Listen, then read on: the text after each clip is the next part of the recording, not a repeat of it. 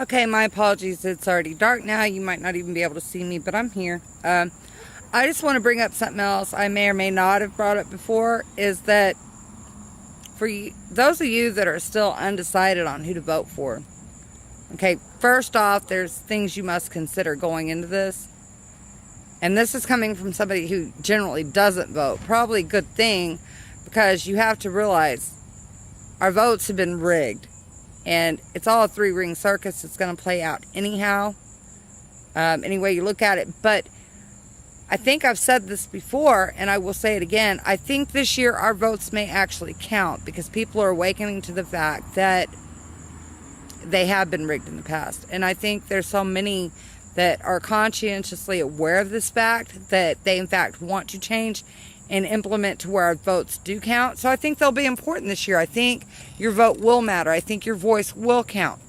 But there's something everybody needs to step back and realize here, especially with the three-ring circus currently playing out, is that, you know, our candidates, I don't care, you guys sit back and you think, oh, this person's better, or this one's better.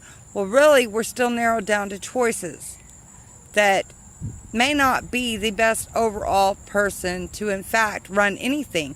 You have to understand, we gave our power away to our government a long time ago, and our government has in fact done us wrong and defaulted on their responsibilities. You know what I'm saying? So what I'm trying to say is that y'all do have a choice, and I know I've said this before, I know I have, is that I just want to show y'all another option, another way.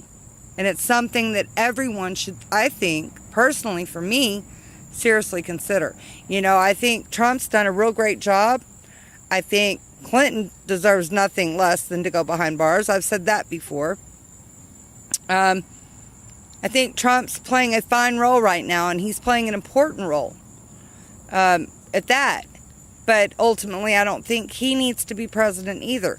If anybody, I'm pushing towards Sanders.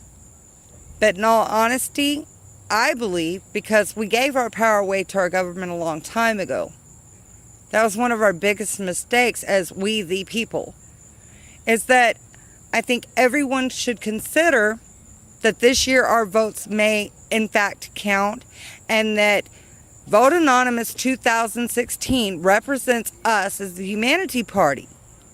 Okay, undivided, which is really what we need to personally aim a goal towards, is being, in fact, for once in our lives, an undivided nation, indivisible under God, the way it should be, not Republican and Democratic.